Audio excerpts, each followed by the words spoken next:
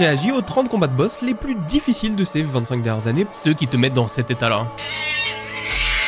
On attaque directement avec Gna de God of War Ragnarok. Gna, c'est la version encore plus énervée de la Reine des Valkyries de God of War 2018.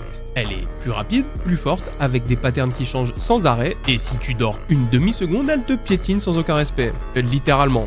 Après, j'en connais ici que ça dérangerait pas. À la 3ème place, Malenia d'Elden Ring.